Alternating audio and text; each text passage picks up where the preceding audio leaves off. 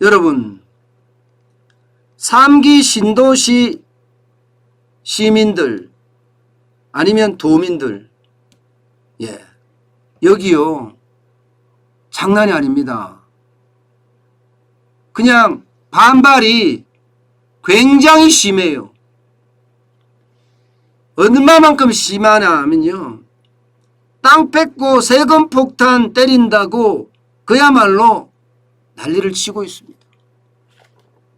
그럼 왜 땅 뺏고 세금 폭탄이라고 이야기를 하느냐. 쉽게 말하면 양도소득세 때문입니다. 여러분 양도소득세의 기본세가 얼마예요? 6%에서 45%까지 늘었죠. 문재인 정부 들어와서 45%가 됐으니까요. 이게 당초는요 42%였어요. 그전에는 또 더 밑에였고요. 그런데 문재인 정부 들어와서 42%로 올리더니 최고세율을 이제는 45%까지 올렸습니다.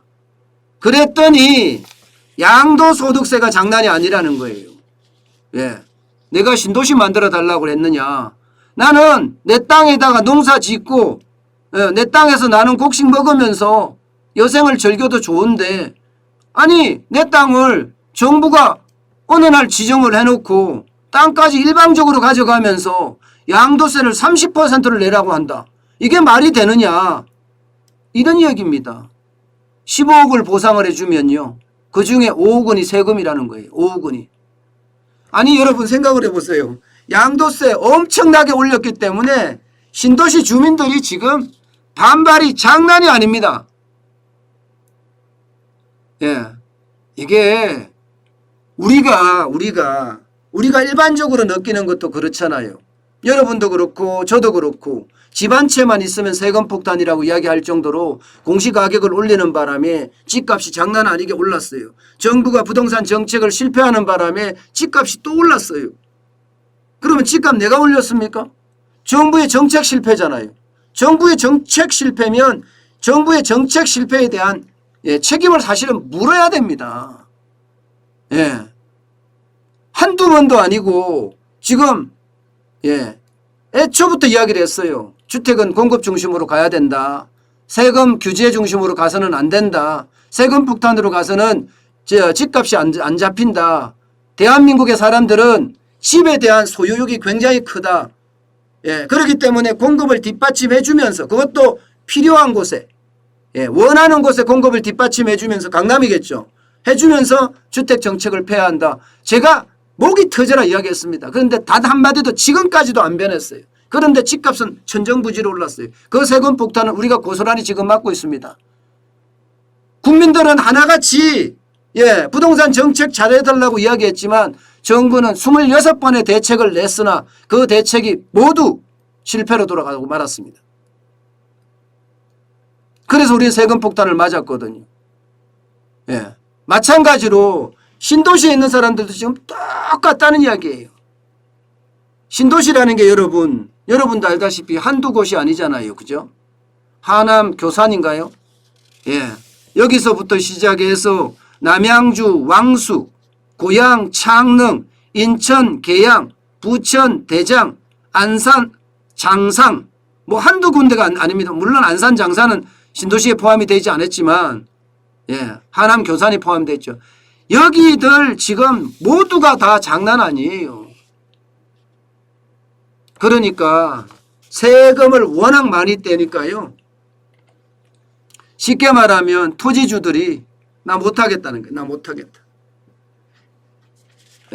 보상 나는 안 하겠다는 거야. 난 정부가 하든 말든 강제로 가져가서 뺏으려면 뺏으라 이거야. 이제 뺏으려면 뺏으라. 아니 세금까지 이렇게 많이 내게 하는데 내가 어떻게 버티겠느냐 이런 얘기입니다. 그러니까 실질적으로 여러분 토지 보상이 제대로 된 곳이 6곳 중에 지금 2곳이 될랑 말랑합니다. 2곳. 그 2곳도요. 하남 교산하고 인천 계양인데 여기는 토지 보상이 쉽지가 않아요. 하남 교산은 80.1%가 됐습니다. 인천 계양은 60.5%가 됐어요. 그나마 좀 된 곳이에요. 그중에 인천 계양만 지구 단위 승인 계획이 나왔습니다. 예. 나머지는요, 쉽게 말하면 토지 보상이 제대로 이루어지지 않습니다. 예. 보상 공고는 다 냈죠. 남양주 왕숙 보상 공고 2020년 8월에 내서 올해 3분기까지 어떻게 하든 보상을 착수해서 이제 완료하겠다. 토지주가 응해야지 보상을 받죠. 남양주 왕숙2도 마찬가지입니다. 하남 교산이나 인천 계양만 지금 어느 정도 됐다고 이야기하고요. 부천 대장은 4분기예요. 올해 4분기. 고양 창릉은 4분기고요. 안산 장상은 내년 상반기예요. 그런데 이게 절차대로 될까? 쉽지 않습니다. 안 됩니다. 이거 굉장히 어렵습니다. 그런데 여러분, 진짜 웃긴 거는요.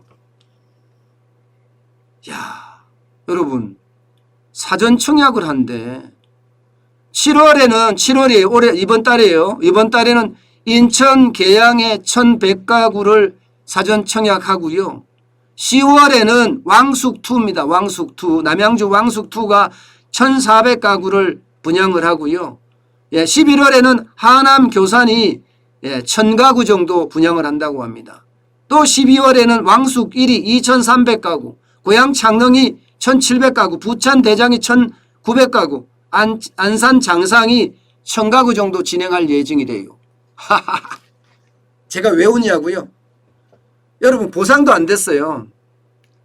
보상이 안 됐으면 그 땅은 누구 땅이다? 토지주 땅이에요. 거기 시민 땅이에요. 정부 땅이 아닙니다. 예. 그런데 남의 땅을 지금 분양한다는 거잖아. 남의 땅을. 야, 이게 남의 땅을 분양하는 게 말이 돼요? 정부가 깡패입니까? 이거는 깡패나 다름없죠. 남의 땅을 분양한다고 더니 깡패가 아니고 뭐겠습니까, 이거? 예. 결국 여러분, 보상 절차가 제대로 이루어지지 않는 땅을 분양했다. 이것은 결국 희망 고문이 될 가능성이 크다는 겁니다.